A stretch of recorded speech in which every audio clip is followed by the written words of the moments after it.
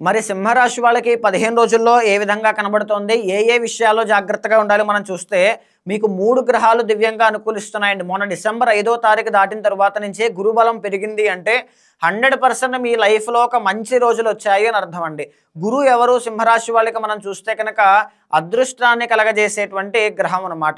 ఎందుకు? పంచమాధిపతి. సంతానం విషయంలో ఇబ్బందులుండేటువంటి వాళ్ళకి కావచ్చు, లేకపోతే అప్పుల బాధతో ఇబ్బంది పడేటువంటి వాళ్ళకి కావచ్చు, అవమానాలతో జీవితంలో ముందుకు తీసుకొని వెళ్ళేటువంటి వాళ్ళు కావచ్చు, లేకపోతే హెల్త్ ఇష్యూస్ కానీ, మనీ ప్రాబ్లమ్స్ కానీ ఏదైనా సరే గురుబలం మీకు పెరిగింది. మీకు మంచి రోజులొచ్చాయి. ఈ మాట వాస్తవము. అయితే లాభంలో మీకు గురుడు అనుకూలిస్తున్నారంటే ఏ విషయాల్లో ఉంటుంది? వ్యాపార రంగంలో డ్రాస్టిక్ చేంజెస్ ఉంటాయండి. ట్రాన్స్‌ఫర్మేషన్ కనబడుతుంది.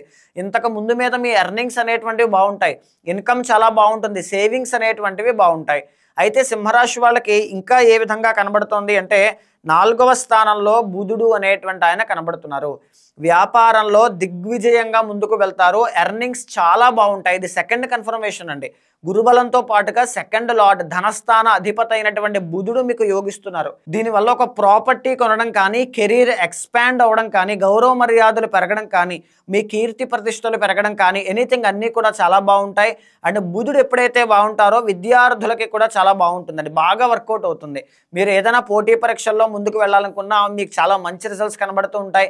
మంచి నాలెడ్జ్ గెయిన్ చేస్తూ ఉంటారు. కొత్త కొత్త వ్యక్తుల యొక్క పరిచయాలు చాలా బావుంటాయి.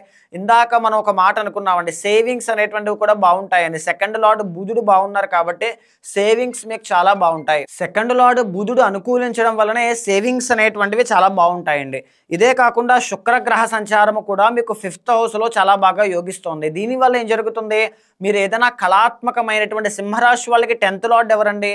శుక్రుడు అవుతారు. సో దీనివల్ల ఏంటి అంటే కళాత్మకమైనటువంటి వాటిల్లో బాగా రాణించేటువంటి అవకాశాలు మీకు ఎక్కువగా ఉంటాయి. ఆర్టిస్టిక్ టాలెంట్స్ చాలా ఎక్కువ ఉంటాయి. ఈవెన్ వాళ్ళు ఏ జాబ్స్‌లో ఉన్నా సరే వీళ్ళకి కళల మీద ఆసక్తి చాలా బావుంటుంది. లలిత కళల మీద. సో గాంభీర్యం, హుందాతనం, లాయల్ ఇవన్నీ కూడా వీళ్ళు చాలా బావుంటారండి. అయితే మీకు అష్టమ శని అనేటువంటిది ప్రారంభమైంది. అష్టమస్య ప్రాణ సంకటః అన్నట్టుగా ఈ అష్టమ శనిలో ఉన్నప్పుడు జాగ్రత్తగా ఉండాలండి. ఏ విషయాల్లో జాగ్రత్తగా ఉండాలి? అష్టమము అనేటువంటిది మీకు ఏమైంది? 12వ స్థానం అంటే మీనం అయింది. దీనివల్ల ఏం జరుగుతుంది అంటే ప్రయాణాలు చేసేటప్పుడు జాగ్రత్త. చిన్న చిన్న గాయాలయ్యే అవకాశాలు ఉంటాయి.